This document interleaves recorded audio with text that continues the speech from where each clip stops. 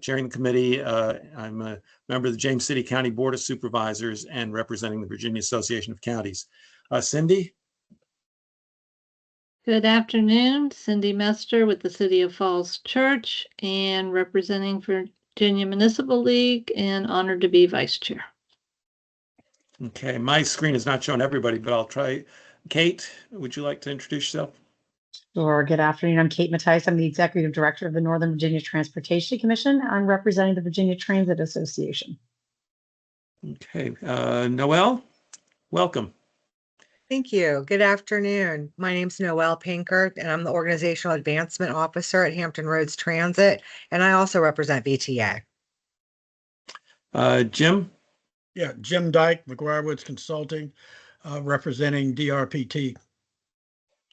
Okay, and Director Robinson? Thank you. Tiffany Robinson, Director of DRPT. Anybody else that I've missed from the committee? I think Jamie was on. Oh, is she? I don't see her on my Good screen, afternoon. so I can't tell. Hi, Jamie Jamie. Jackson, Director of Transit and Transportation for the City of Fredericksburg and representing DRPT. Thanks, Kate. Excellent. There you are. Anybody else? And Zach, would you just introduce yourself and any staff and consultants? Yes, sir. Yes, sir. I'm Zach Trogdon, Chief of Public Transportation with DRPT. We have a few of our staff members here. Our Chief of Transit Planning, Tiffany Dubinsky, our Chief of Statewide Transit Programs, Grant Sparks, as well as Dan Sonicla, that you all see quite often, co-part Northern Virginia staff here. And we have some consultants that have been working with us on this project, Sarah Sharino and Nate Masick, and they may have a couple people with them. They'll be the ones giving a presentation when we get to that point. So Great. Thank you, Zach. Thank you. Yep. And that is going to be our main purpose for meeting today, is that merit review findings.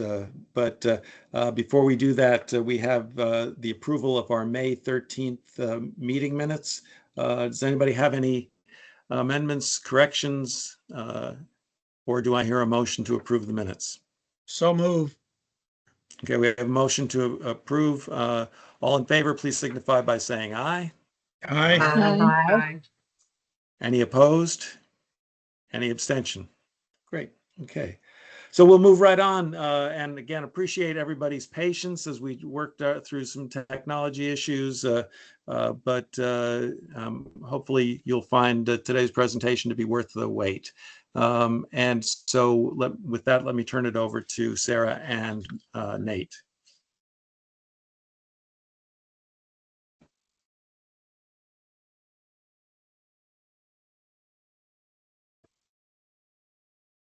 Just checking to make sure everyone can see my screen. Oh, great. You're good. I can see Yes. it. I can see it fine. Perfect. Nate. Yeah, well, I'm gonna I turn can it go over. ahead and start, Sarah, if you'd like. Yeah, so thanks Perfect. everybody for participating today. We're going to start with our merit program review, talking about operating and capital assistance. I'll be focused on operating assistance first, and then Sarah will be talking about capital assistance. So some topics for today's discussion are to review the operating and capital assistance programs and the existing scoring and prioritization processes for both approaches. Discuss some findings from the merit program evaluation and potential modifications for consideration. To gather feedback from TSDACs on refinements to potential modifications, and to discuss next steps for evaluation and implementation of the potential changes to the merit program. So I'm going to start with the merit operating assistance, and let me give a quick rundown of what we're going to cover in the operating portion of our presentation.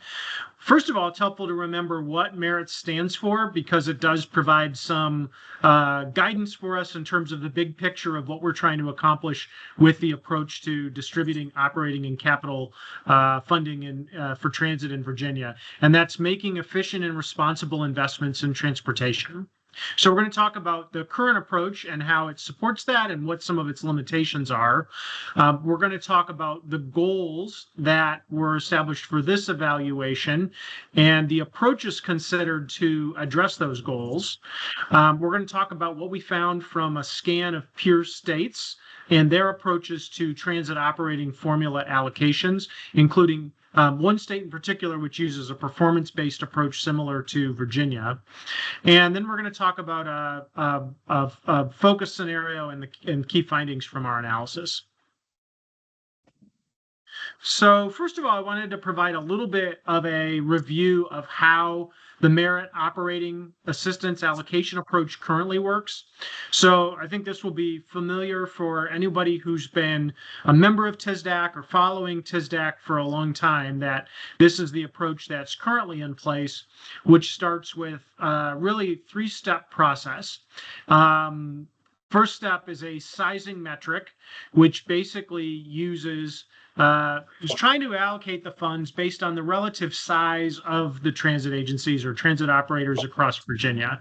And 50% of the funds are allocated on the basis of operating costs, 30% is on the basis of ridership, and 10% each is on the basis of vehicle revenue hours and vehicle revenue miles of service, which is what VRH and VRM stand for. So that's the first approach. First step is allocate all the funds according to those sizing metrics. Then there are performance adjustments where there's a factoring exercise that happens where the funds are nudged up or down for each agency on the basis of how its performance and trend over a 3-year period relates to the average statewide performance or trend over that same 3-year period for 5 separate measures. And those are factors, I should say. And those factors are each equally weighted at 20% of the adjustment that occurs in step 2. And those factors include passengers per vehicle revenue hour, passengers per vehicle revenue mile, cost per vehicle revenue hour, cost per vehicle revenue mile, and the cost per passenger. And an agency whose 3-year trend is showing improvement relative to the statewide trend over that 3-year period would see a factor of greater than 1 and would therefore see slightly more funding than they might receive under their sizing metric. Those that have lower trend performance relative to the statewide trend would see a slight decline in their funds for any given measure.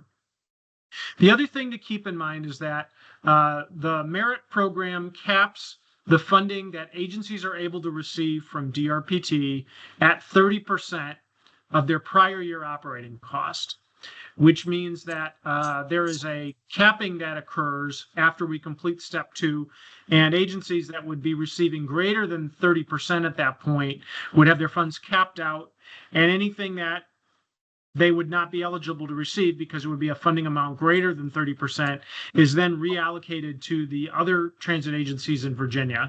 So there's a redistribution and an iteration that happens where we go back to step 1 and we allocate the funds that are remaining after certain agencies cap out using the same step 1 and step 2 again. And we keep iterating until all of the funds that are available for transit operating assistance have been allocated in a given year. So that's just a review of sort of how the approach works at the moment.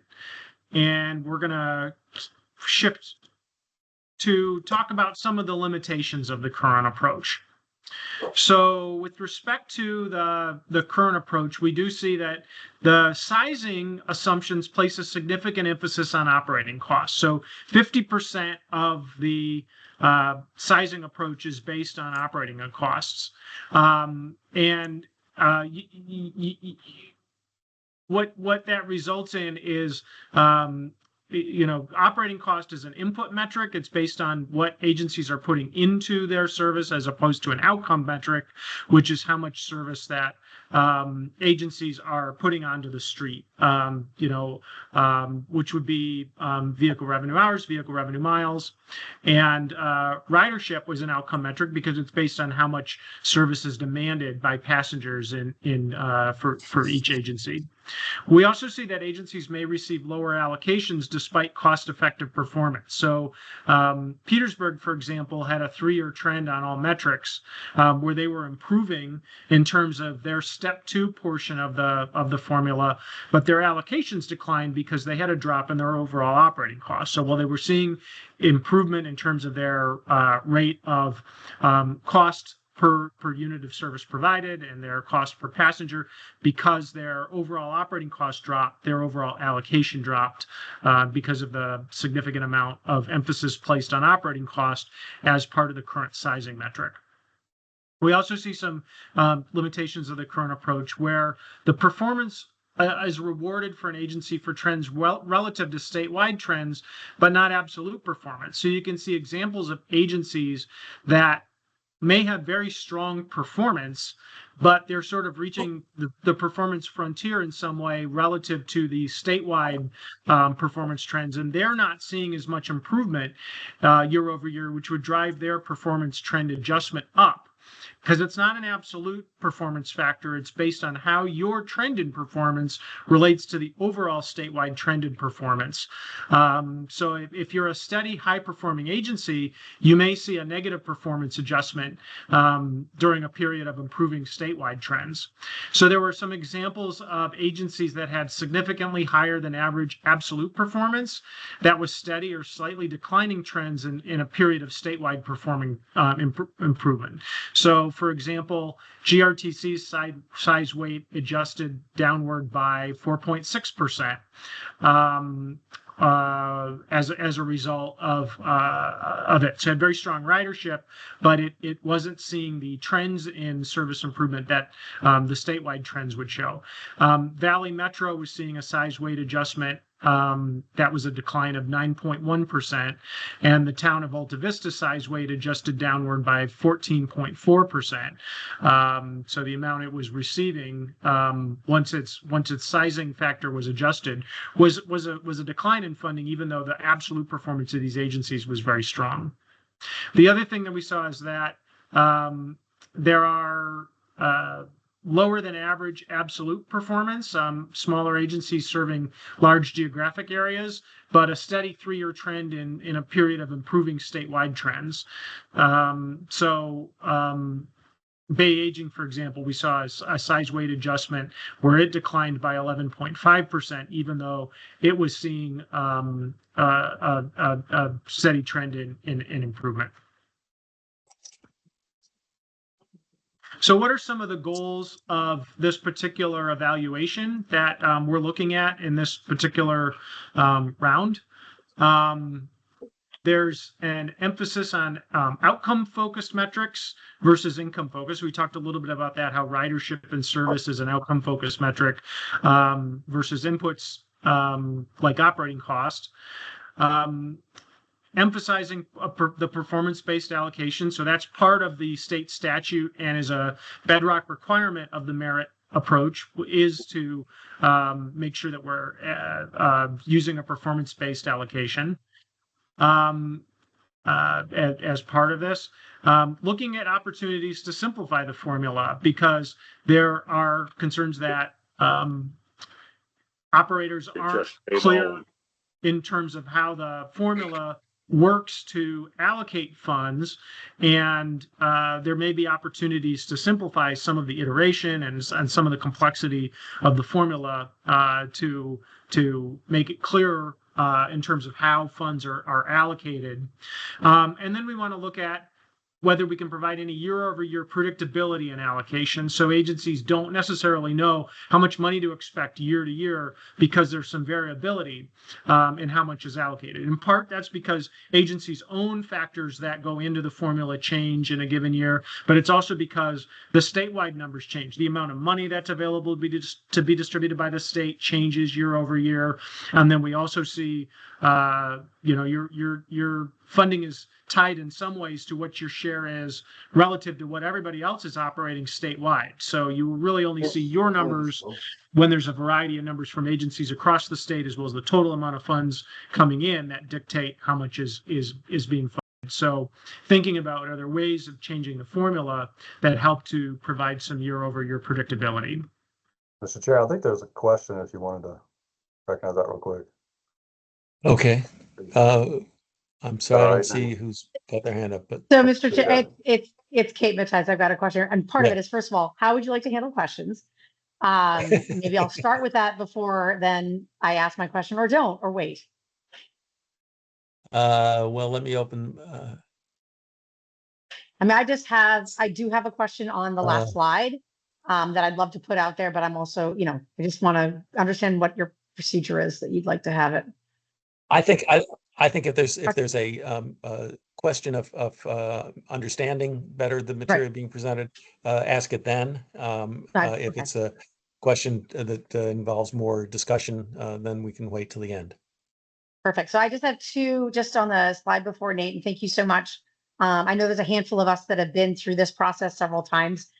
So maybe we know the bruises and the cuts and all those things that led to some of these things.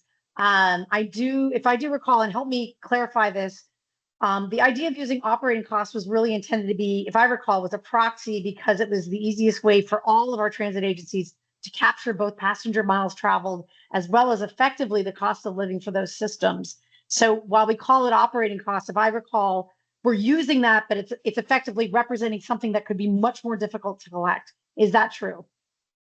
Okay, because the messaging is hard. It looks like, oh, you've got a more expensive system, we're going to reward you with more money. But it was actually intended to be a simplified way of getting at something that could be more complicated. Again, getting at the simplifications. I just kind of want to, maybe it's not really a question, but I want to kind of put that for the record, that operating costs, when this was now analyzed before, was really passenger miles traveled and cost of living, recognizing that different parts of the state have fundamentally different labor costs and other costs with running their systems. The other thing was just a little thing, and it's really sad. I see Petersburg recognized here, but my understanding is that Petersburg actually, they did a big cut in their service. So I don't know if we want to be like, yay, Petersburg, if they found that they had to cut a bunch of service, but that's just sort of a thing. Of course, if they had to cut a bunch of their service, then, their cost of running service goes down. So it's just a fact. It's one of those things that I think has been challenging.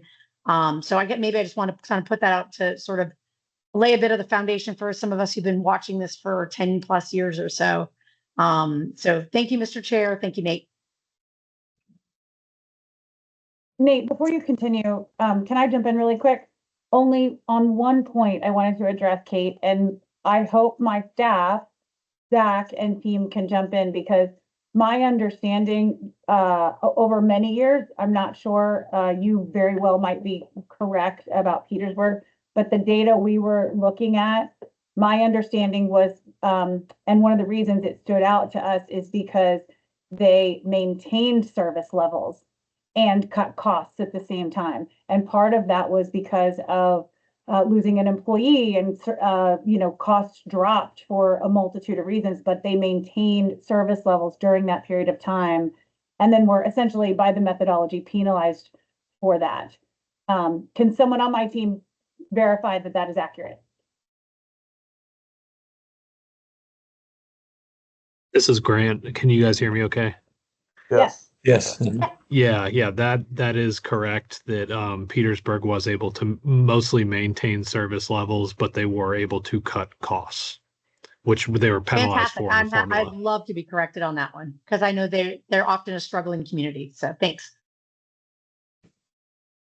Thank you. And before we continue, I also wanted to welcome Dr. Smoot, who I think was able to get on the meeting. Dr. Smoot, Well, did you join us? I appreciate your patience in getting me in. Thank you. Well, we appreciate you being patient with the technology, and we apologize for the technical difficulties, but we're glad you're here. Thank you. And Dr. Smoot, you were not alone. This was more general. So let's just move ahead then. Okay, so we'll go to a little bit more detail now on how we can apply the ways that we can address the goals of this analysis. So before we paused for input, we talked about the goals. You see on this slide, the goals are summarized on the left-hand side. Know each other long. We do. I know you as one of the finest impression So I think we see the goals summarized in the left-hand side of the screen, and then we see some potential approaches that we can use in order to address the goals through this analysis. So with shifting to an outcome-focused series of inputs, a potential approach to address that is to reduce or eliminate operating costs from the sizing calculation while increasing the weight of ridership and service metrics, and testing what the outcome of that is on a potential allocation approach. With respect to creating an alternative-based performance allocation, one approach to examining that is to allocate a portion of funding based on the agency's most recent year of performance for metrics compared to the statewide average. So service effectiveness, looking at passengers per revenue hour and passengers per revenue mile, and then looking at cost effectiveness, passengers divided by cost. And assuming an equal emphasis on service and cost measures, so 25% weight potentially for each of the service effectiveness and 50% weight for the cost effectiveness measure there. And we'll talk about how these potential approaches apply in more detail in a second. A potential approach for addressing simplification is to eliminate the performance trend adjustment. So moving away from that multi-year average adjustment and trend relative to the statewide average to looking at more of a absolute performance measure for the agencies. And then for predictability, and a potential approach for addressing that is capping allocation so that it does not grow beyond the ceiling or drop below a proportional floor relative to a prior year allocation.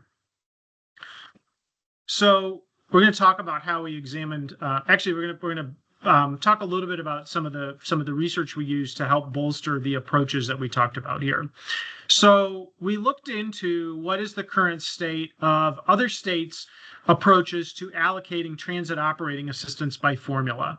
And we found that there are about, in addition to Virginia, there's about 17 other states that have some form of transit operating assistance. And most are using sizing metrics, but not performance metrics. So they're for the most part basing their allocations on what we have as step one of the Virginia allocation. So it's cost, ridership, service levels provided, and there's a few other factors that are used for operating sizing to allocate the transit operating assistance. But they're not looking at a performance basis in terms of how is one agency's performance comparing relative to others with respect to how they improve. There is one exception to that, actually two exceptions. One was California, which does have some element of performance basis to its allocation, but not a lot of detail on how they're applying that, and it doesn't appear to make a very significant impact in terms of what agencies receive. But one that is really applying a true performance-based allocation is Indiana. There's some parallels in some ways between what Indiana is doing and Virginia. So one of the things they do is they have a off-the-top set-aside for the Northern Indiana Commuter Transportation District, which runs commuter rail interurban type service from South Bend to Chicago. And that's similar in some ways to the off-the-top contributions that are applied to WMATA and applied to VRE service in Virginia, that those services are not subject to the allocation approaches that the rest of the transit agencies operating within Virginia are subject to with respect to their transit operating assistance. They're doing a tiered distribution of the remainder based on their operating assistance. Based on their operating expense. And they are tiering how they distribute the funds based on whether they're a large fixed route, a small fixed route, an urban demand response, or a rural demand response system. And then after they calculate that, they allocate the funding based on their performance. So 1/3 of the funding is passengers per operating expense, 1/3 miles per operating expense, 1/3 locally derived income per operating expense. So the passengers per operating expense and the miles per operating expense are similar in some ways to a couple of the measures that are part of the Virginia formula at present. Locally derived income, where you're basically incentivizing those agencies that are putting more local dollars into transit, is not something that we currently see in Virginia, and it is an interesting twist that Indiana is using. So we reference this as to help inform some approaches that we'll talk about in more detail in a moment. So we worked through these approaches to look at different scenarios and to help understand how funds could be allocated differently to address the goals of this approach. So the first thing we considered was what data is available to use here. And because of the interest in addressing this at the present time, we were focused on using data that's collected by DRPT and used in the existing formula. So there's a number of additional data points that could be collected and potentially applied to help serve as a basis for transit operating assistance, such as population density, or maximum vehicles in service. But either that data wasn't available or applicable, or would need to be verified in ways that wouldn't make it available to be used at this time, or had other practical considerations. So we focused pretty quickly on using the data that's already part of the operating allocation approach. We then looked at a number of scenarios, and we'll talk more about those in a second, that could test the different approaches that address the goals of this analysis. And there were more than 30 scenarios developed that tested combinations of approaches. We kind of tried to see, what if we did things on a one-off basis? What if we tried to combine approaches to address multiple goals at once, and made some changes and tweaks along the way, sort of home in on a scenario that we'll be discussing in more detail in a moment. We did do an analysis of each scenario to see which goals were accomplished by each, and determine whether there were intended or unintended consequences. What we were hoping for is that if we changed the approach, we were seeing the numbers move in a way that was consistent with how that scenario was intended to shift funding. But sometimes we would see unintended consequences, and really didn't make sense to continue using those scenarios. So they were dropped pretty quickly when it didn't seem like it had an approach that tied logically to the input data that we had to work with. And from that, we shortlisted scenarios. DRPT staff and leadership provided input into the analysis and the scenarios that were shortlisted. And for the most promising scenarios, we looked at the average impact on funding over a 3-year period of allocations. So what we'll present here is not just how an agency's funding for a given scenario shifted over 1 year, FY26, but looked at it over an average of 3 years, because we wanted to, there's variation from year to year in the data agencies are applying. We were trying to address that by looking at how funds might have changed for individual agencies over 3 years worth of input data, FY24, 25, and 26, and then are looking at the average shift agencies would experience over that 3-year period, as opposed to just there's natural up and downs that happen year over year just because agencies' service levels are changing. So we're trying to take some of that irregularity out of the system. All right, so we can shift to 6. There's a summary of the potential approaches that we tested. Some we're focused on adjusting just the size weight. We did 6 scenarios that did different combinations of changing the size weights. We also looked at scenarios that eliminated iteration. So where we do that whole redistribution approach, we looked at a couple different scenarios where that didn't happen and what the results would be.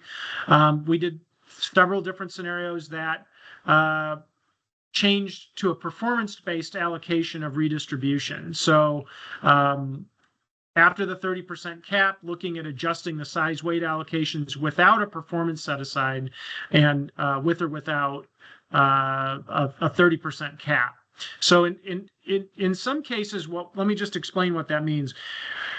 Where we do the iteration and we do that step, that redistribution step where the funds get redistributed to agencies, we did one approach where we were looking at those, crumbs that remain from the agencies that cap out at 30% and using an approach, a different performance-based allocation approach to allocate that, just based on what doesn't get redistributed to agencies. Then we did another approach, which basically set aside a portion of funds up front that were not subject to the sizing allocation. And this is what approach 4 was you set aside a portion up front, plus you add to that the amount that gets redistributed and use that a performance-based approach to allocating that to agencies.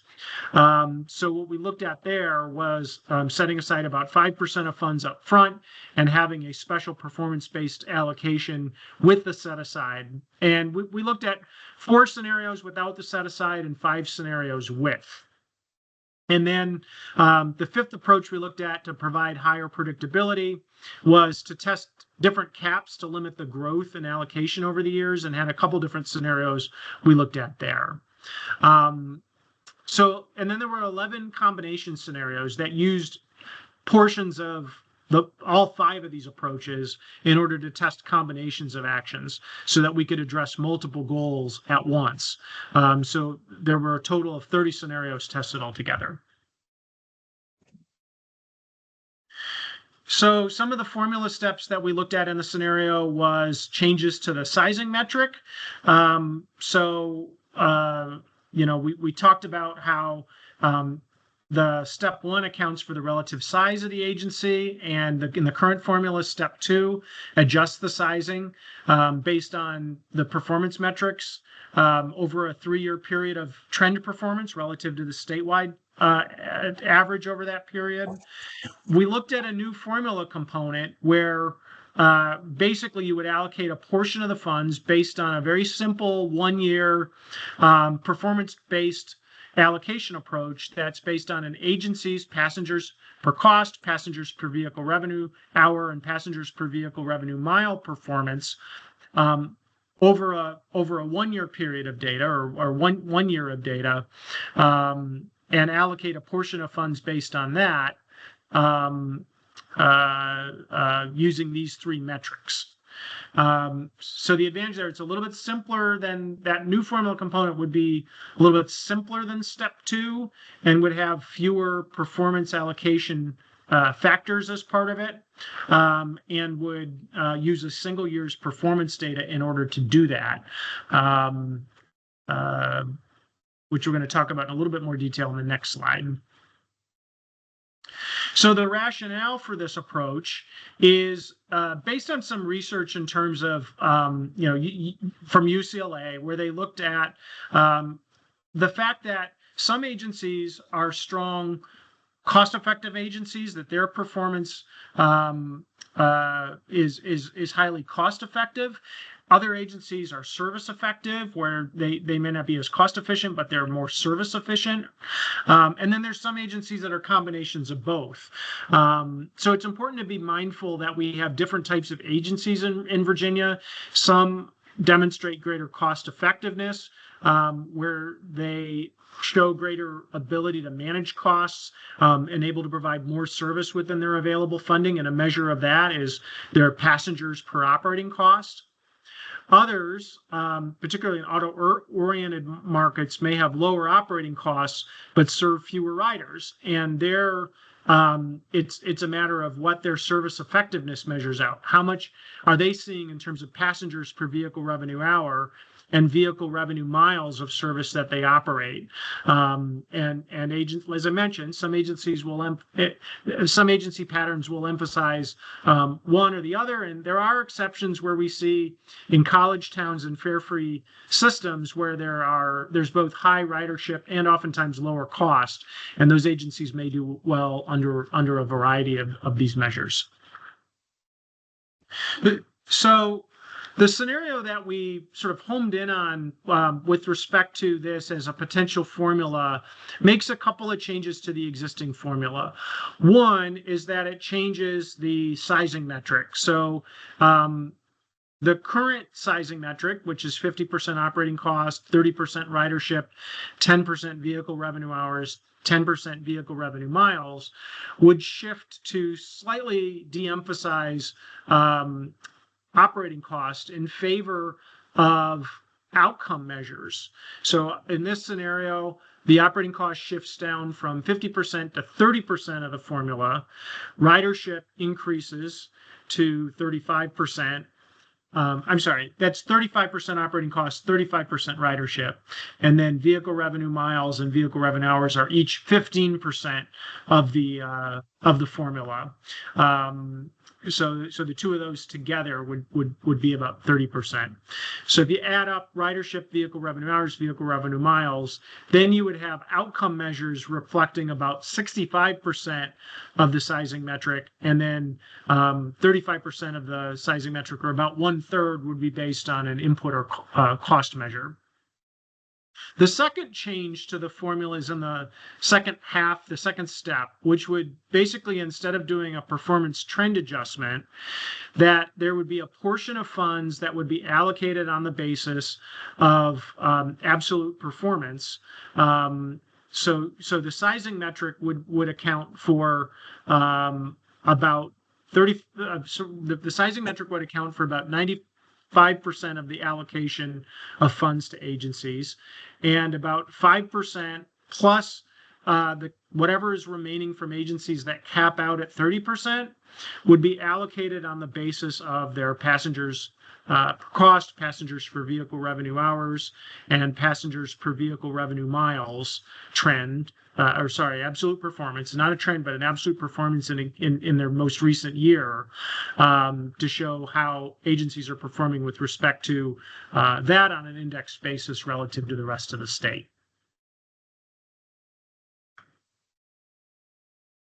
So we can look at what that results in terms of a shift in results across the state, and what we're summarizing here in this table is the average annual allocations by district for the FY24 through FY26 period. And we know what agencies actually got in 24, 25, and 26, and we can see what agencies would get if this approach had been used for those 3 years, and combine or compare the average over that 3-year period to see what the allocations would be, which you see here.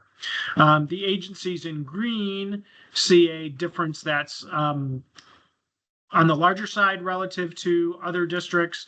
Those that are in pink or red have a larger decline in funds relative to others, and the ones in white have a relatively modest difference, both in dollar terms and in percentage terms. And you can see we're characterizing the results here in both dollar terms and in percentage terms, which is important because there's so much disparity between the size of the districts and the amount of transit that's operated in each district.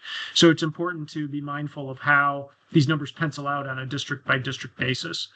What we see here is some, in this particular scenario, reduced allocations for Fredericksburg, a 7% decline, and in Northern Virginia, a 2% decline. Some increased allocations in Lynchburg, a 9% increase, Richmond, a 4% increase, Salem, a 4% increase, and Hampton Roads, a 2% increase.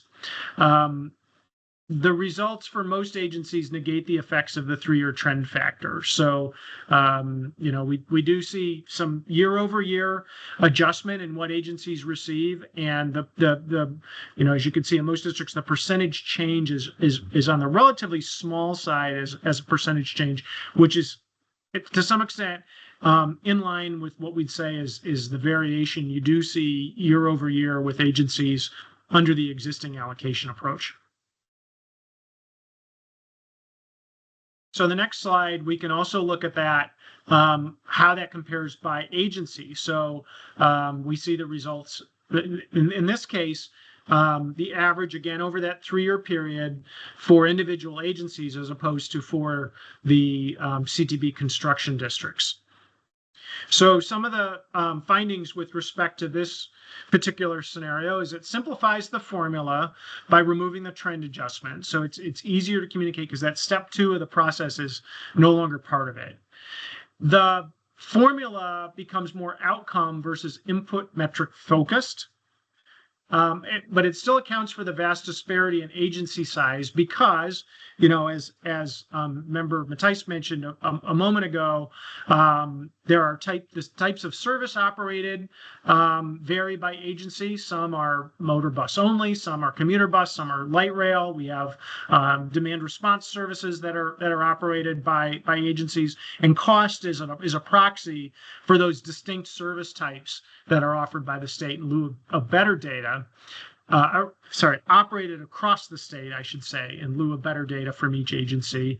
And then also cost in some ways is a proxy for the geographic area and the population density that's served.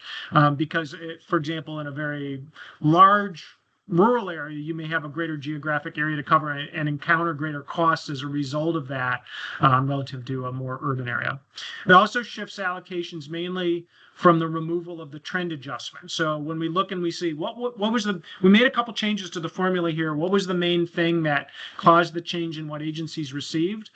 It was mainly not because of the change in the sizing factor, but because of the change in the trend adjustment, the part two of the step 2 of the formula. So some of the things are that trends in the last couple years have favored large urban areas because of strong recovery from the slowdowns that they experienced in service because of COVID. So we have seen an upward trend in those step 2 trend adjustments for urban areas relative to rural areas because they have really experienced a lot of continuing growth in ridership and that has helped their performance trend adjustment the last few years. So when we take that out of the equation, it has some impact of a modest amount on what agencies receive. So the reductions that we see in funding occur for Jaunt, PRTC, Fred, and Fairfax County, which operates the connector. We see some increases for Lynchburg, Valley Metro, and the Roanoke area, Arlington, GRTC in Richmond, and Hampton Roads Transit. And I think I saw a question there. Yes, do have a question. I was just curious because I know one of the things or the characteristics of some of the Northern Virginia ones that are losing is they actually run a lot of commuter service. And that may not be the reason, but I was just curious in the dynamic of when we're running commuter buses, which right now are absolutely packed going to DC, but they do have deadhead back. A lot of it's due to limitations on which roads are tolled and how that works. Can you talk a little bit about sort of how when you have a service so different, which is commuter bus, it's so different from the other ones, how that may play in or out with this analysis? Yeah, so that actually, it's an important clarification that the existing approach, which is maintained in this scenario, does give the commuter bus operators the ability to count their deadhead miles back for commuter routes as a vehicle revenue mile and a vehicle revenue hour. And that's an important change that was made in 2018, I believe that change was made as part of the adoption of these formulas so that you could account for the fact that those agencies were going to have very heavy use in and heavy use out. It wasn't your nominal, deadheading from the depot to the start of the route that you might have on a urban bus route. And you can't operate that commuter service without significant deadheading back. So that was part of the formula and is maintained as part of the formula in terms of the vehicle revenue hour, vehicle revenue miles data that's an input to this but the analysis ridership's a tough one. here. The ridership's a tough one because they can't get ridership back. They literally are not either permitted or otherwise. So that may play in a different place, perhaps. Potentially. Okay. And I think that's another thing too that will be, we hypothesize that, in Northern Virginia, for example, you've seen a lot higher ridership as there have been federal return to work mandates that are causing really significant trend growth in ridership by PRTC and Loudoun and on Fairfax County's commuter buses. And we don't have the data for FY27 yet, but there will be new data available in several months after really it'll be the FY25 data to support the FY27 allocations.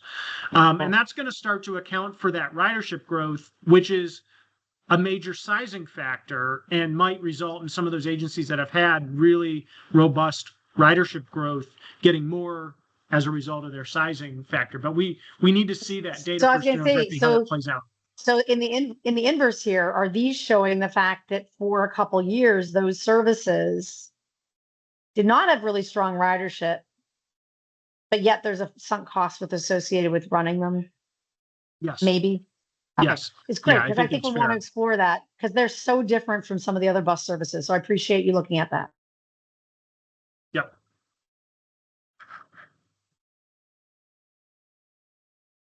Okay, so we did look at, for each of the scenarios that we ran, including this one scenario that we presented here, we did look at how did these measure up against our goals. And what we found here is that this is a scenario, and the reason we focus on this scenario is that it addresses three of the goals that we're looking at here. It shifts in some ways to an outcome-focused approach. It has an alternative performance-based allocation, so it sort of moves away from that multi-year trend to a simpler approach. And in the process, it simplifies the formula. The one thing that we weren't really able to address with any of the scenarios that gave us sensible results was predictability. And I think that's driven in part by the fact that there's so many factors that come into play here. And we don't know, because we only see our own operators slice of the pie, and you need to have that DRPT view into what's happening across the state to really see how your change in service might be addressed from one year to the next. Predictability was very hard to adjust or to address. We do see a small shift in funds away from urban to small urban and rural agencies as a result of this. So when you tally up the totals, you see basically a $672,000 shift from large urban to small urban or rural agencies in aggregate. That's a 0.6% decline for large urbans, but it's a 3.6% gain for small urbans. And that's because the proportion of the overall cost of operations is that much larger for large urbans relative to small urbans. It's, large urbans are roughly 6 times the size of small urbans, which is why you end up with these trends. We do continue the 30% cap and continue to limit allocation in proportion to operating costs. We do, in this scenario, repurpose the currently collected data fields in the formula to address known shortcomings.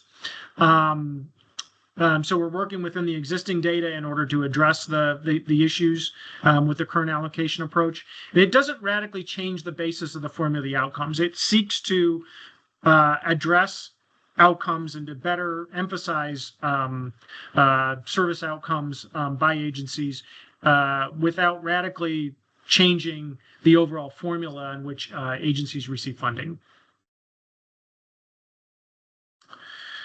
So there are some potential approaches that you could look at in the future, but the data was not available to support this at this time for a variety of reasons. So, for example, tiered allocation by mode, for motor bus, paratransit, commuter bus, etc., that would require divvying up your operating costs by mode in a standard methodology for doing that with your administrative and overhead costs. There's some basis on which agencies do that for NTD data that they report, but if we're going to use that for allocating state funds, we'd have to have a consistent approach for agencies to allocate their overhead costs so that they're not gaming their funding by shifting it between one mode or another. You could also look at tiered allocations by transit agency type rather than by mode. So looking at tiering your agencies into large urban or small urban or rural agencies. But, with that approach, as well as with the allocating by mode, you also need to think about how are we going to bucket the funds for each of those tiers, which adds another complexity here that you got to bucket for the tier and then figure out how you divvy the money up for the agencies that are within that tier.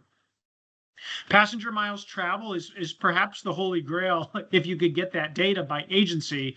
The challenge with it at the moment is that it's currently only collected for 12 agencies for reporting to the National Transit Database. And it's a rough estimate. It's based on a limited sampling of rides. And then there's the other agencies are estimated by DRPT based on what they know about the agencies that report passenger miles travel. And it's a synthesized number, and because of that, it's really 2 steps away from any sound data at the moment, because even your ridership data is based to some extent on planning estimates, but passenger miles traveled is even more of an estimate for most agencies, and really isn't sound data to use for funding allocation at the moment. So you'd have additional time and budget considerations to consider how do you better collect passenger miles travel data. Is it using some sort of passenger counting system on buses, cameras, or monitoring? And what's the cost of that relative to the benefit from collecting that for the purposes of allocation? Another approach is looking at locally derived income. That's something we saw in Indiana. So you'd have to have consistent numbers in terms of what you're going to count as that. Does fare revenue count as that or not? Or is it just based on what you subsidize with local funding for transit? So I think there's proxy numbers you might have at the moment in terms of what agencies are using in terms of locally derived income. But anytime we're going to use this as an allocation approach, we need a consistent approach for defining it and collecting it from the agencies before we can use it. Cost of living is another factor that could come into account. And as we noted, cost is currently somewhat of a proxy for that. But there are indices that are available that estimate cost of living for metropolitan areas across the state. So that's something that could potentially be applied to account for the variation. But then you've got to address, how do you account for the parts of the state that those numbers may not be available? Or what do you do in a region where maybe the numbers overlap, where you have very large regions that the numbers are reported for multiple ways? So there's some advantages and disadvantages of these numbers, but they're not at a point where we have data that's comparable across agencies where we can use them at the moment. And perhaps these could be part of a future round of refinements to the formula. And I think that is really what we wanted to discuss there, and really wanted to open it up to further questions and discussions at this point, but I will turn it back to the chair to direct that Thank you. guidance on that. Yeah, thank you very much, Nate. Let's go ahead. There's obviously an awful lot to digest here. Would anybody like to ask any questions of staff or comment on the presentation? I'm afraid I can't see. I think Cindy's got her hand up. Cindy? Yep, I just added in. I guess for clarification, so we're keeping step 1, but changing the percentages. Taking out step 2, and what's called step X right now comes in, and so we don't have the reiterative message, the reiterative step. What I wanted to make sure I understood that, and then also, Nate, could you go back to the comment about why not using the 3-year trend data in your analysis? When you did the 3-year 24 to 26, it negated it. I bring that up because we spent so much time early on doing trend data to kind of get to the predictability, because we knew every year was different. Till we had COVID, and that threw everything out. But I just wanted to kind of circle back and make sure I understood your analysis and rationale for that. If you can go back, Sarah, to slide 14. But yeah, so this summarizes the the approach. So just to confirm what you wanted to confirm with respect to the sizing metric and the fact that step 2 is substituted with this step X in this approach. And to clarify the point regarding the trend, I think the reality was that it wasn't as predictable or steady in terms of the effect on how agency funding penciled out. And part of that is admittedly because of COVID, because you saw such a drastic decline in ridership and in some cases service that's operated, in some cases cost structures. And then you're seeing the recovery of that now. So because it looks back over 3 years of trend data, which uses 4 years of data, for your FY26 allocations, which just will serve as the basis for what agencies are receiving this fiscal year, that's data from 21, 22, 23, and 24, which is serving as the basis for that. So with those dips and changes that happened with COVID, it did create some variability in the step 2 portion of that equation as a result of the significant shifts that agencies experienced over that time.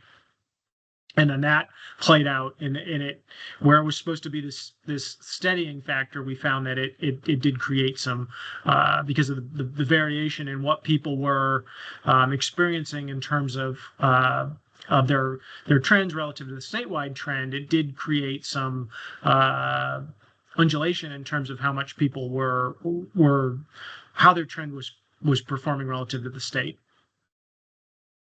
Okay, I think that's helpful, but it also says to me that it negated the 3-year trend, but it was a pandemic, so we don't really know if shifting to 1 year, what that impact will be. Now, when we did the 2018 formula change, we had 18, 19, 2 years before COVID, and then we've kind of had at least 24, I won't say 23, but was there any analysis? They're not consecutive years, but kind of looking at trend analysis outside of pandemic? We did not look at data for any years prior to FY24. Thanks, Chair. Okay, thank you, Cindy. Kate?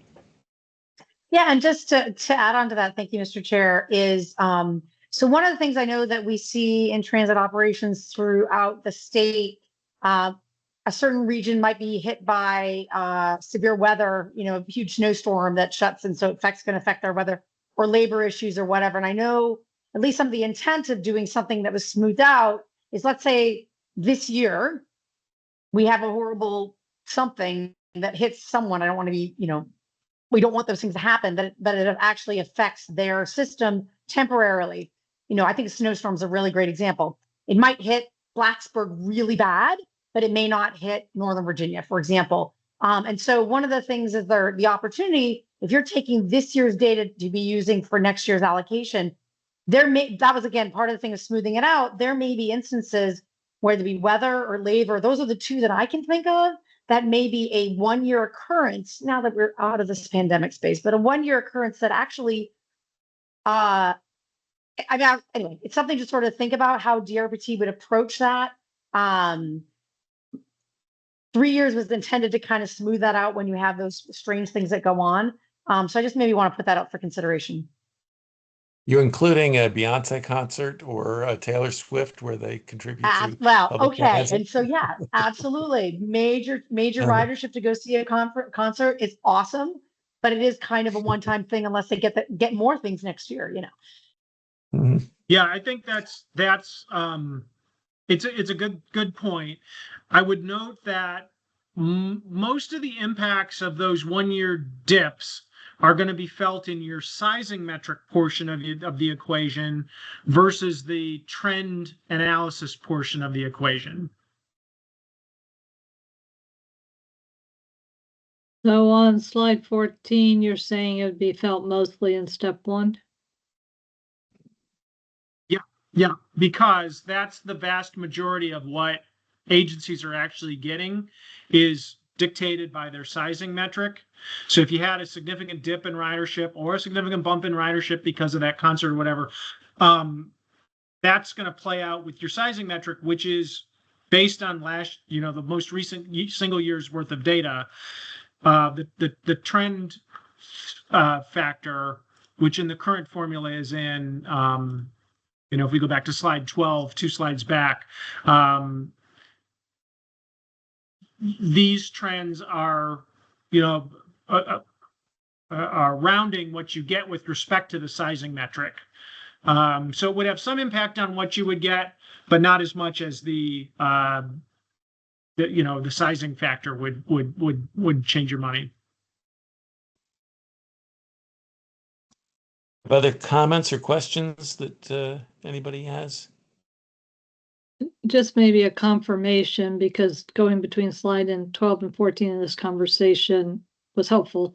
So basically, step 1 and step X, now new proposed step 2, are 1 year, no longer any trend data in this proposal. In this scenario, yeah. I guess, Chair, I would have another question, and I know we still have to do capital, but if I could. Sure. On slide 11, you went through all the scenarios, and then you did run down to the one that you're recommending based on meeting the maximum goals. What would have been recommendation 2? Tier down 1, meeting goals. Would it have met 3? Would it have met 2? I just kind of would like to know which of these other scenarios, since we haven't seen any backup to these scenarios, what would have been your analysis for second recommendation? Yeah. One of them that was a secondary contender would have made the sizing changes without making any change in the performance-based allocation, and would have simply shifted to if we go to slide 14, it would have made the change in step 1 without making any change in step 2 or adding step X to the process. And that had a modest impact on what agencies received when you changed the sizing metric to squish down operating cost a bit, increase ridership, vehicle revenue hours, vehicle revenue miles a bit, but not as pronounced as what happens with this particular approach. So with that change, step 1 sizing would be the 35, 35, 15, 15, but step 2 on slide 12 would remain the existing 5 at 20% with the 3-year trending. And the new X wouldn't be part of it? Correct.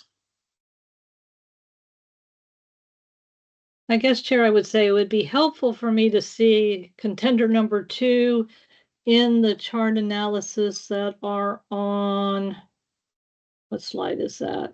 Maybe it's 15 and 16, sort of at the high level, and then the more transit operator. And it could be labeled not the proposed based on the consultant and DRPT, but I guess I would just like to see contender number 2 just for comparison and understanding. Especially since it would, if they said I said it right, it would keep the trending data in there.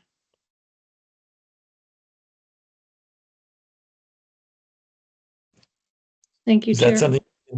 Yeah. Mr. Chair, this is Jamie. I just had a quick question about the word modest. Can you explain what you mean by modest? Because I'm in Fredericksburg and the Fredericksburg district, and we talked about Northern Virginia as well. And you may see Northern Virginia as a modest change, but that's a pretty big chunk of change. So can you clarify what you mean by modest? Well, looking at it in terms of percentage change, it's it's Admittedly, modest is, I guess, in the eye of the beholder in terms of where at what point does modest become moderate or more significant. But it was looking at the percentage change as a driver of that, as well as the absolute dollar change in the case of Fredericksburg being less than 100,000. Yeah, I would just be cautious on using that for both Fredericksburg and Northern Virginia, because it's a small agency. That is a major change. And for Northern Virginia, that's 3% is a major dollar amount as well. The only other item, if I may, Mr. Chair, is just Please do.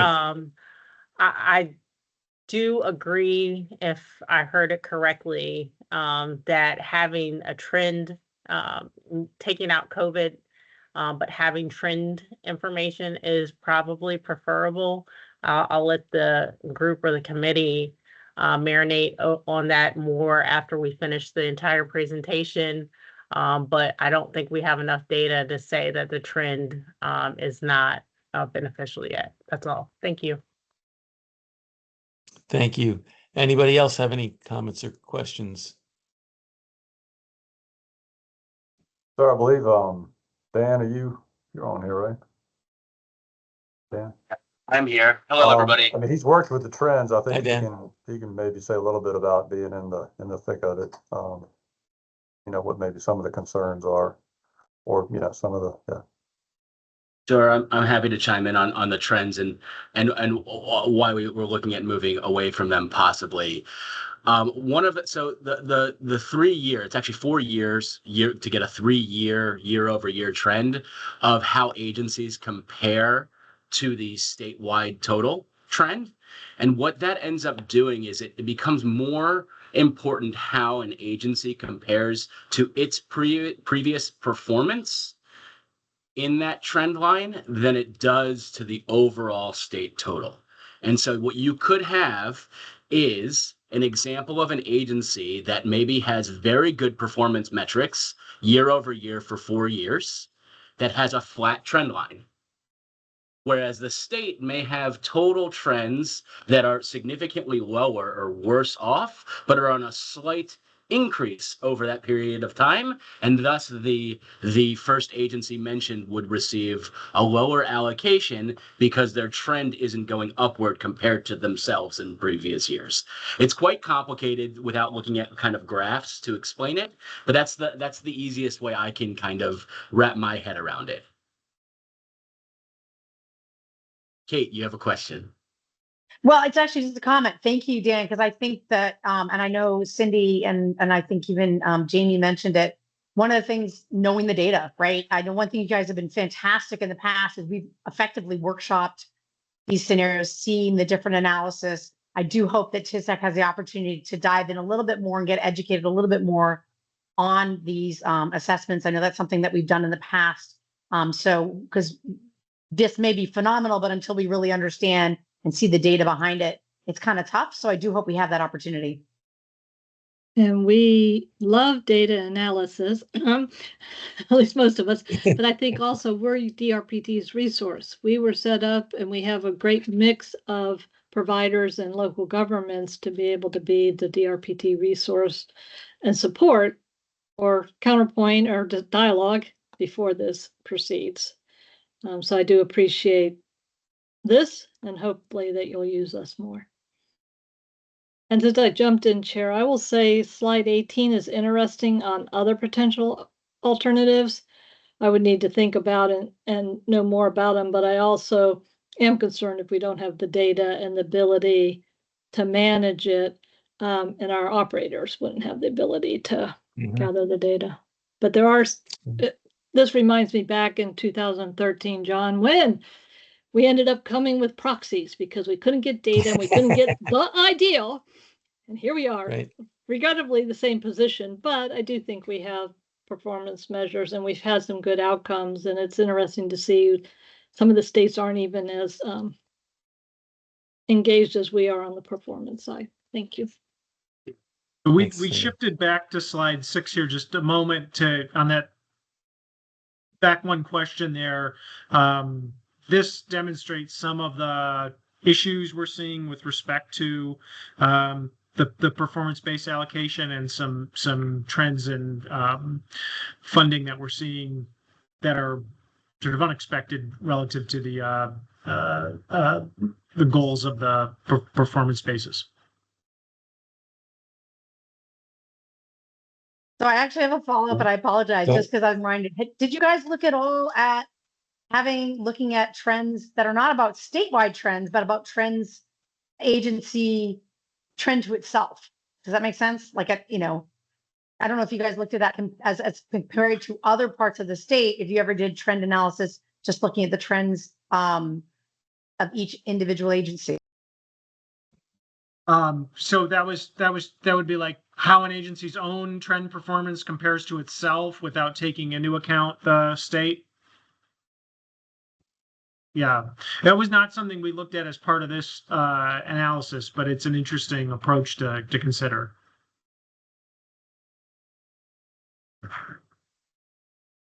Is there anybody else who has questions about this discussion of the operating process?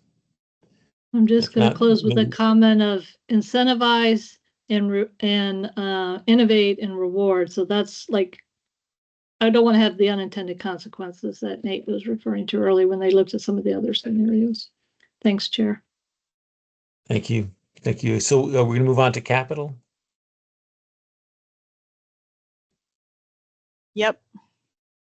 I will get us back to capital.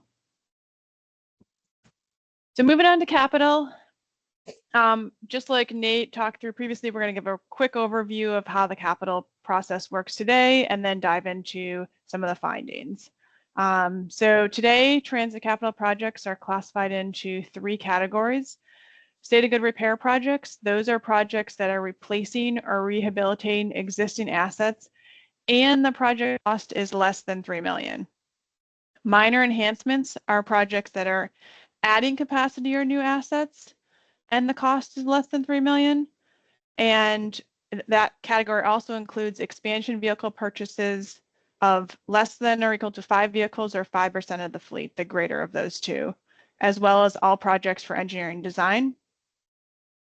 Major expansion are projects that are adding, expanding, or improving service or facilities, and they have a greater than $3 million cost. This category also includes expansion vehicle purchases of more than 5 vehicles or 5% of the fleet. One other thing to note with these 3 categories is that state of good repair and minor enhancements have a 68% maximum state match rate, and major expansion are 50%. Currently, the state of good repair scoring, each project is scored up to 110 points. That score is comprised of 3 different components. The asset condition score, and that gets you up to 60 points. It's based on how old the asset is and the miles for vehicles. Service impact score, which is a 40-point score. It's based on 4 factors: operating efficiency, frequency, travel time, reliability, accessibility, and customer experience, and safety and security. You get up to 10 points in each of those categories. And then there's an incentive score where you can get up to 10 points for 4 different categories. Each of those categories is worth 5 points with a maximum of 10 points for incentives. Those include zero emissions, innovation, safety and comfort, and agency accountability. Minor enhancement projects are scored similarly to state of good repair. The only change here is we're removing that first part of the scoring that's based on the age and the mileage. So for minor enhancements, the score is up to 50 points. Major expansion scoring is based on 6 factor areas. These are designated by state legislation, and they're in line with the SMART scale categories.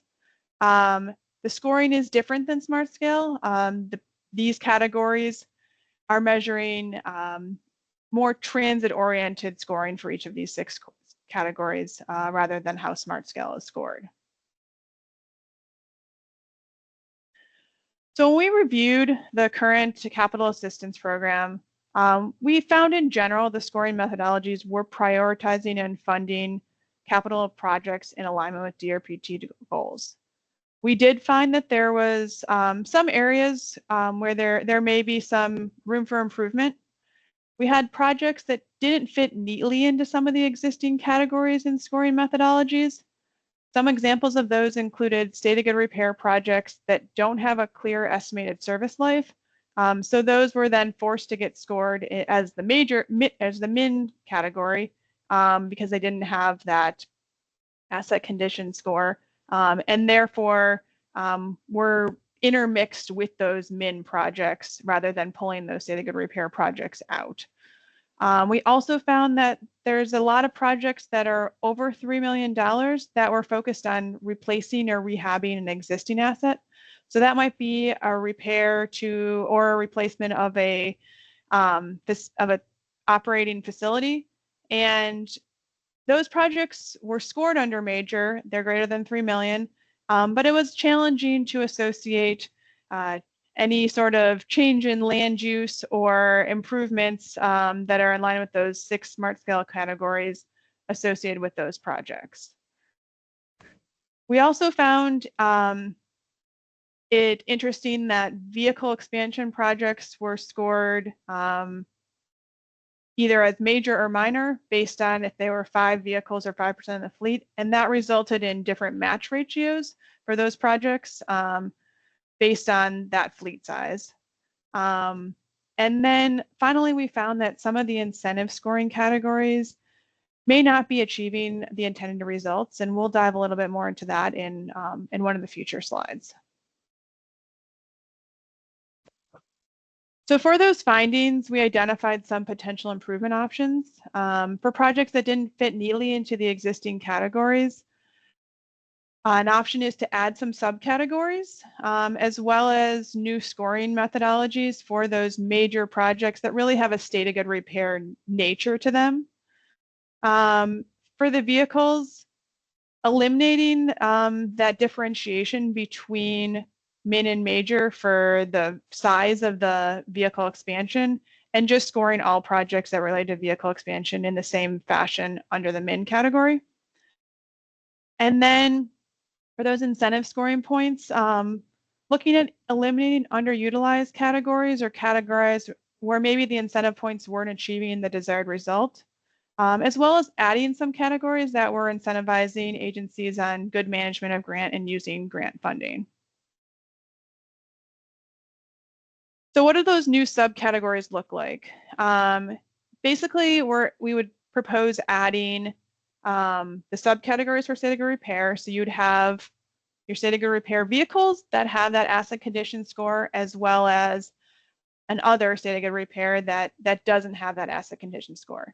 Those others would continue to be scored using the minor enhancement methodology. However, they would just get pulled out from getting intermixed with the minor projects so that we were able to prioritize state of good repair projects as a whole. That's really just formalizing an existing DRPT process. On the major side, adding in a subcategory for those major state of good repair projects. So those facility renovations and repairs. We would propose that these would be scored under a new methodology that would better align with that project type. And that would require a policy change. So in terms of what a potential methodology for those major state of good repair projects, looking at using the existing state of good repair scoring methodology and an asset condition score, how old is the asset, as well as service impact score and incentive score to get a state of good repair score, but recognizing that those projects have a higher cost. And so factoring cost into the scoring methodology by taking that state of good repair score, multiplying it by the ridership, because recognizing that larger ridership results in larger facility needs, and then dividing it by the requested funds to come up with a major state of good repair score.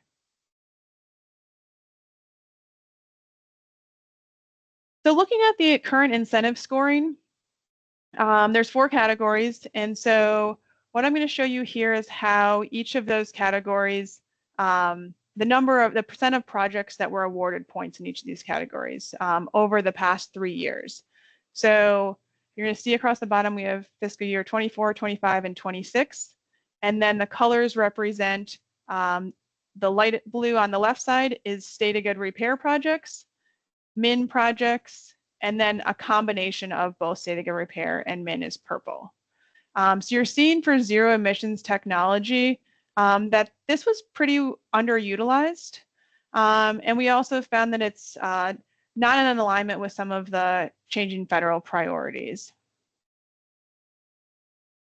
For innovation, this is a category that a large percentage of projects were receiving points for innovation.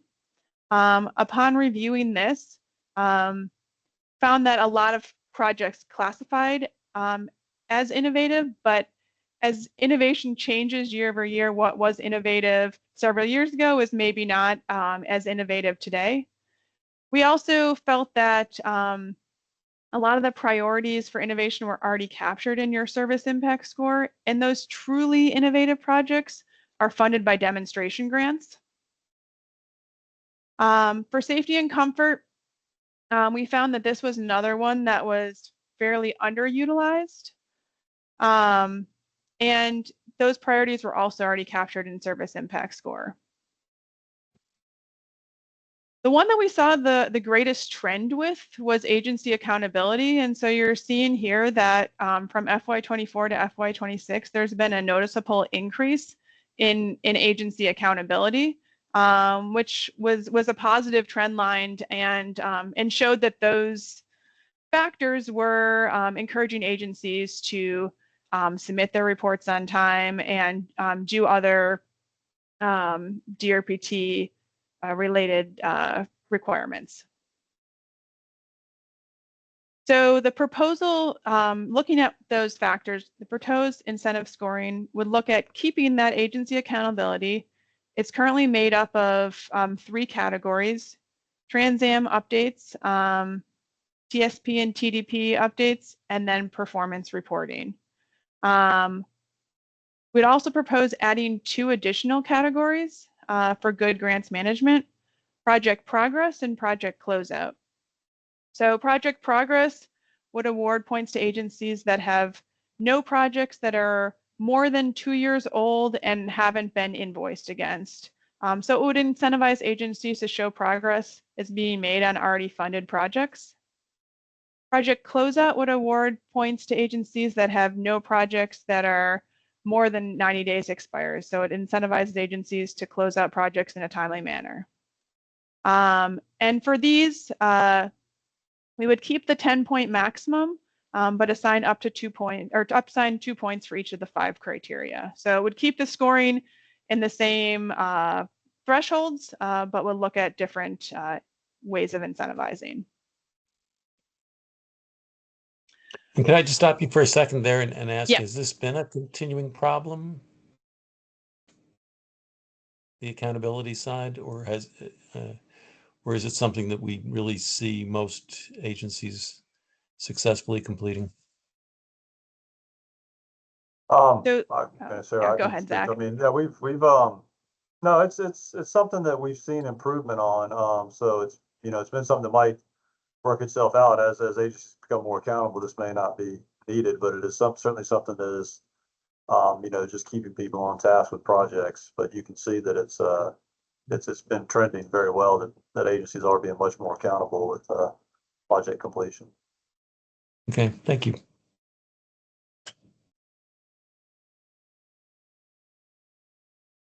So we also want to touch on some of the feedback we received from CTB.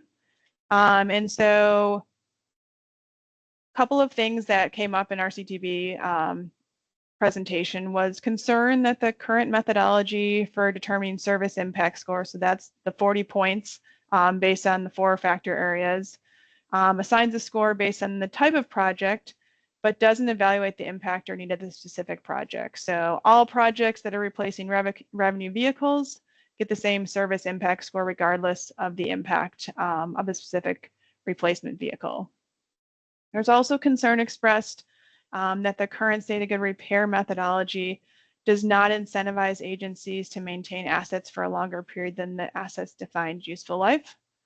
And concern that the current methodology does not evaluate whether replacement vehicles is needed or sized appropriately for the ridership served. A lot of this is also discussed in the fact that the merit capital assistance review period is pretty short. Applications come in February and have to be scored April-May timeframe, and so it doesn't allow for a comprehensive review of projects. Based on that feedback, we have some potential areas for further review. That would be looking at, are there methodologies for performing a more qualitative evaluation of individual projects? What would that data look like, and what would the level of effort needed be? And does that align with, is the juice worth the squeeze and that level of effort to evaluate those projects? Also reviewing if and how maybe additional guidance could be incorporated into the TDP and TSP process to be able for agencies to evaluate and right-size fleets. And then looking at, are there benefits and limitations to shifting to a 2-year funding cycle, which might allow for more thorough review of projects? And so with that, I wanted to open it up to initial reactions from the group on the proposed modifications, as well as any other areas for further review that should be considered. All right. So any comments or questions? Let's see. Cindy? John, if I may, I would like to No offer surprise for Cindy, but please let me be last. I Yeah. talked a lot. Okay. Dr. Smoot. one of the most frequent concerns or criticisms I hear about mass transit in general, I know that we probably have all seen some of this, is a bus will go by at a certain time and it has the capacity for 50 people and there are 3 people on it.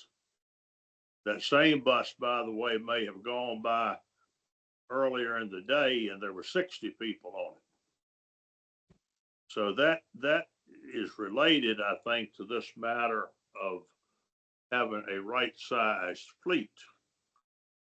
But it seems to me, in talking with people, and even some CTB members have made this observation, that there's really not much that we at the state level should try to do about that. Now, the criteria that we use on some of these, both operating and capital matters, indirectly get at that because presumably it costs more to run a 50-passenger vehicle than it does a 5-passenger vehicle, but to even give out Uber coupons to the people who are on that 50-passenger vehicle who are the 3 people that are actually riding it at 7 p.m. in the evening. But I don't see that there's much we can do to get at that directly, and I would like to hear the consultants' thought about that. Thank you. Good question. Yeah, I think each agency is different, and as part of their planning process are determining the right size for their fleet. And like you mentioned, there's a lot of reasons why a vehicle may be busy at one time of the day, and you may see it pass later on in the day with less people on it. And you would want to have a vehicle that's able to accommodate that time of the day that it needs it, rather than having multiple vehicles for that same coverage. Yeah. Well, thank you. I think we need to keep that before us, but at the end of the day, I'm not sure there's much we can do about it or should do about it. Right. Right. I think that's a good point. Yeah. Other comments, questions? Dr. McGlynn, if I could, Mr. Chair, if I could speak to that just for a second. I think some people Sure. on this call, we may be just needing to talk to our operators and see if they could, certainly that we could talk about this as a state agency and as transit operators, what kind of options are we going to have for vehicles, moving into the future? Because these are just the vehicles that are made now. They're the ones that have been made for a long time. And so what types of things with the service we have. So I think a lot of people on this call, the operators and others that are listening, let's talk about this moving forward and see if we can figure out something together. Thank you. Thank you. That's important to think about, Zach. Cindy, did you want to go ahead? Sure. Thank you, Chair. Starting with slide 32, I just wanted to make a comment there, and then I have some questions that I don't know if we have the data or we can get. But on slide 32, I do appreciate these potential areas for further review, starting with the 2-year funding cycle. I do think there's value in that. I know locally, our CIP, we do it on a 6-year planning cycle, but we always are really looking at those first 2 years and then planning out. It also helps match some of our other funders, so it may help align some stuff. I do think some of those bigger guidance, whether it's right sizing the vehicles, changing the type of vehicles, whatever, I don't think the merit capital formula is the right place. I would support looking at the TDB and TSP process to get more of that strategic look. I guess the two sort of data questions I was interested in is on the incentive scoring for those 10 points. If we didn't have incentive scoring at all, would it have changed significantly any of the grant awards or fundings? I mean, I can see that the individuals didn't have much impact, but if there was no 10 points, would the grant awards been significantly different? There was very minor shifts if there was no 10 points. So that's a great question. So I like the idea, and we talked about it incentivized, but if it's not incentivizing, and then I guess I would like the other data piece I have would be like, if we're going to change these new subcategories and some of the new scoring, do we have a comparison of last year's funding cycle resulted in this? If we had had this proposed scoring, it would have been this. So we can compare the two of what you're proposing. We could pull something together. It would not have huge implications, any of this. So just pull it back up for this category. This is essentially, and Dan, you want to just chime in? And sounds like, okay. Oh, you're welcome to continue your thought. Perfect. So for this category, it's already scored like this under minor. What would happen is this would allow us to really separate out what are the truly minor enhancement projects and what are the state of good repair projects. And so it is more just a separation out of those two categories and really would not have any significant impact on how projects are ranked or scored. It would allow you to prioritize and see where those state of good repair other projects are falling. For the major, most of the projects we see fall into that major state of good repair category. There are not very many, and Dan can give us the exact numbers, but most years we're seeing primarily just projects in this category. And so they're scored as major expansion, but they don't really seem to make sense for those categories and those project types because they're not necessarily enhancing land use or improving safety or increasing ridership when you're just replacing an older facility with a newer facility. The one quick follow-up on the next slide 28, where you're doing the SGR scoring. It's a more appropriate scoring methodology than the Smart Scale 5 categories, but would it have changed the grant award outcome? And Dan, you want to follow up on this, but I think in most cases, either all the projects have received funding or none of the projects have received funding in a given year. So essentially, no, it would not have changed who got funding. Yeah, Okay. that's all correct. And I'll just expand upon a few of those answers if I could. I'm sorry. I know we are past our 3 p.m. mark here. But I guess one of the first questions that came up was how the incentive scores affect the stratification of the projects. And in practice, every year, that maximum of 10 points will lead to a little bit of difference right around the cutoff line. Right. So a couple of projects get funded because of the incentive points, a couple do not. And so it's just about where we are setting our funding line in a given year, and it will impact a few around that, the corners there.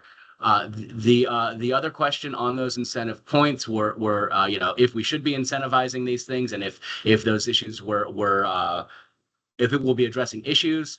Yes, all of those have actually been very good, especially the agency accountability pieces that we've had for the past few years. We've seen an uptick in on-time performance data reporting in compliance across all three of those areas because we are incentivizing it in this program. And so we want to continue to do that and then introduce a few additional pieces that have been kind of sticking points for our grants management process. And so we do see that as a benefit to that scoring approach.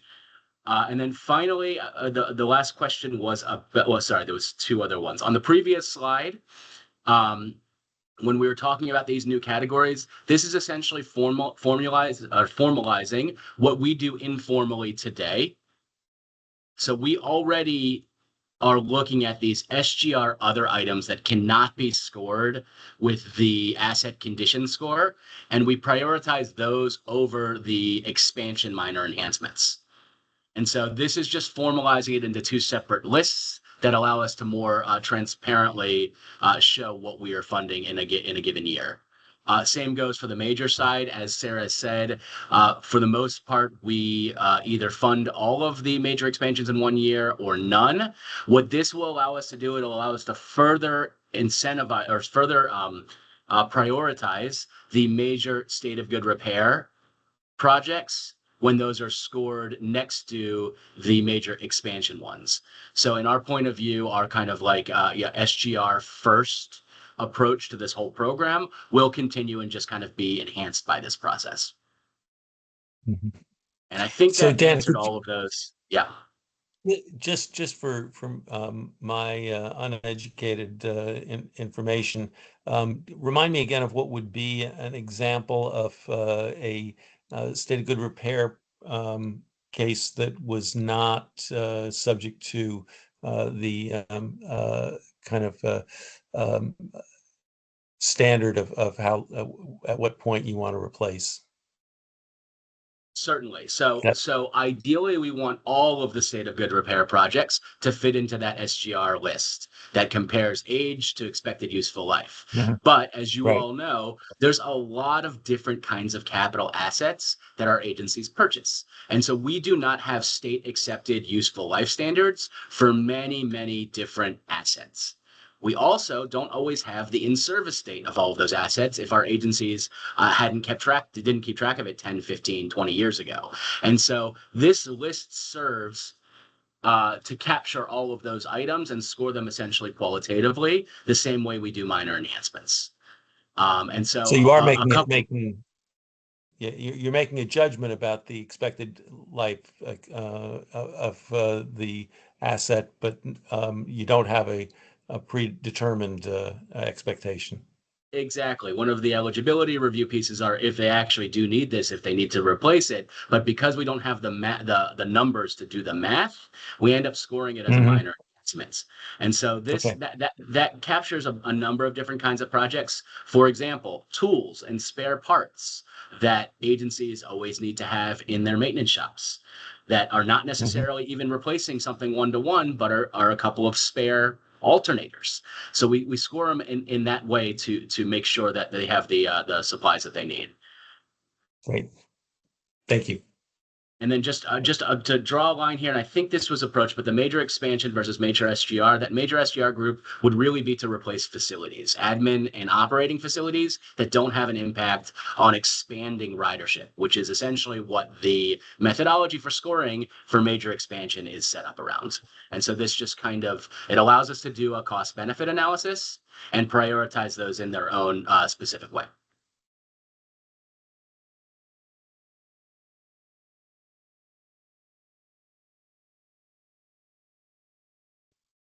Okay. Any other comments or questions that anybody has?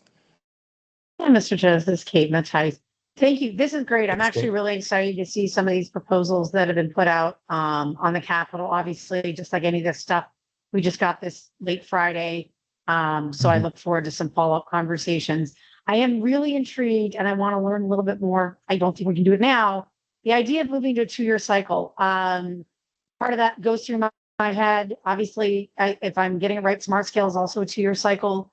Getting a sense of, so how many of these projects would be looking to pair funding versus going to one versus another? Because I could see either it's great to be the same year or great to be an off year. And so I think it's some interesting thing. Anything we can do to maximize the bang for the amount of work both our agencies need to do and you guys need to do, I'm all for. So I was excited to see that as one of the proposals, but I'd like to sort of see, the thought process and how that comes together. And again, just trying to understand how many projects are pairing Smart Scale with DRPT or independent, or even, quite frankly, leveraging other sources that may have schedules and alignments. We also have up here in Northern Virginia, MBTA runs their call for projects, I think every 2 years. Others can confirm that for me. And again, how does that align with all of this? I think that would be a really worthwhile follow-on conversation as you guys look to consider that policy option. Thanks, Kate. Any other questions or comments that any of the members would like to make, or staff? This is Jamie. Um, I just had a really quick yes. comment on the 2-year cycle. I would just be very cautious for transit agencies across the state on 2-year funding cycles for capital items, just because of the need and also because of the cost. So I just wanted to put that out there. Okay, thanks, Jamie. If I think the agenda would now call for public comment and then wrap up in next steps, which I think are 2 items. Mr. Chair, Noel, yes. Yes, Noel. Noel still has her hand up. Noel Pinkard has. Thank you, Kate, and thank you, Okay. Mr. Chair. I just wanted to thank DRPT and the consultants for working on this. Some of the proposals in capital are really exciting. I look forward to having a little time to go back and discuss some of these changes or proposed changes with VTA, since, as I represent them. And I hope that we will have a little bit of an opportunity to do that. Thank you. Great. Thanks, Noel. And that's exactly what Mr. Chair, this is Tiffany. Do you mind if I make a couple comments before we move on? No, please. I first of all, I just want to thank everybody for listening and diving in, and especially as long as this has gone with our initial technical difficulties. And I also am excited about some of the options in capital and operating. But I was thinking, just as Jamie was speaking, that it might be a good idea when we come back for us to kind of, especially with a 2-year grant cycle, maybe pull together some pros, cons, and get you guys all of that ahead of time so that you can come to the next meeting prepared to weigh in before we make any of those changes, because those would be like internal policy changes. And then just backing up to operating for just a moment, I just want to remind everybody that no formula should be immune to change. I think the environment we're operating in has changed, and we know costs are rising, and yet our funding remains flat. So without reform, we don't want to just continue to dilute the pot. And that's why I'm glad we're having this conversation. And I'm glad that the statute kind of requires us to have this conversation every 3 years to review these things. I know that in our very first meeting where we introduced this review, there seemed to be a lot of agreement in the room that if transit agencies are optimizing routes, reducing costs per rider, implementing smart creative solutions, they really deserve to be recognized and rewarded. And I'm not sure our formula does that in a clear way right now. So we want to try to find a way to make those clear connections between the agency performance and how we're allocating funding. And I think that if we can link taxpayer dollars to measurable results, we're going to have better luck in justifying future investments. So I also want to thank our consultants because they worked really hard on this, in addition to our staff, who has also, as you would imagine, the consultants can't do their work without our staff pulling together all the data. So I want to thank them as well. And we'll look forward to, getting together again and having some more, answering all your questions, pulling together the additional data and go from there. So I just wanted to make those comments before we ended the presentation, Mr. Chair, and now I'll turn it back over to you. Thank you. Thank you very much, Ms. Robinson. Appreciate those comments very much. And it reminds me that I should not attempt to speak for Cindy Mester, but she and I both represent local governments on TSDAC. And I would say that one thing we haven't talked about is the degree to which local governments might be figured into these considerations, in the sense that if we assume that there won't be a positive movement at the state or federal level for new funding sources, then for localities that want to incorporate transit in an effective way, it will probably mean the need to step up their own involvement. And that is something we probably should be thinking about as well, just to put a little thumb on that item. We have next on the agenda, public comment. Do we have any public comment?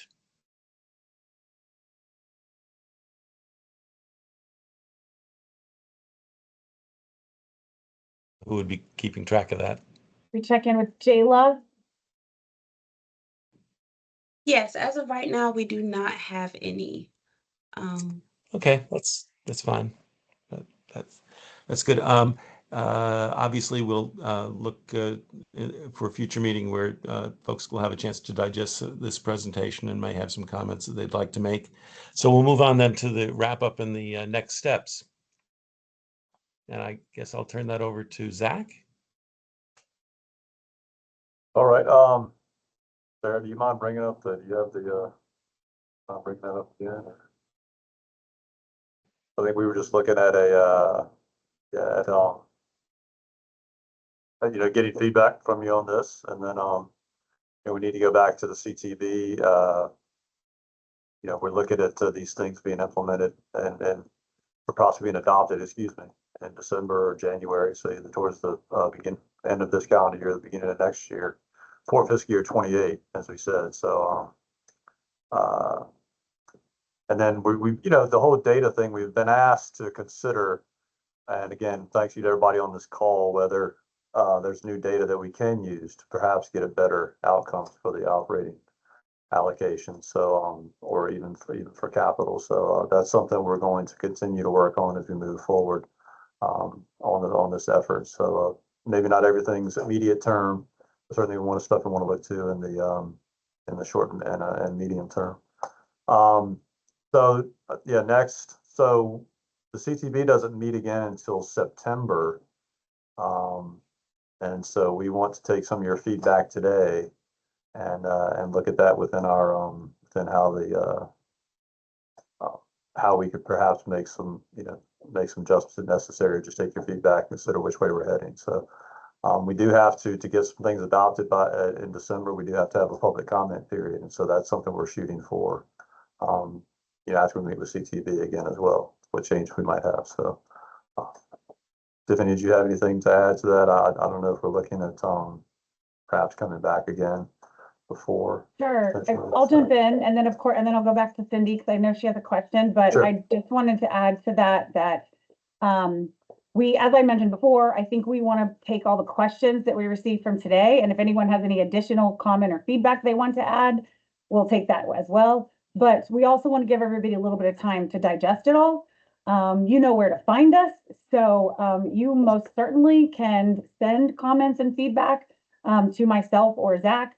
But we will plan to try to coordinate one more meeting in August or the first week of September. So I know it's really tricky timing. So we're going to get out kind of a poll for dates very soon in the next couple weeks so we can try to nail down a date for everyone to get together. I would love to do it in person. I know that's really hard.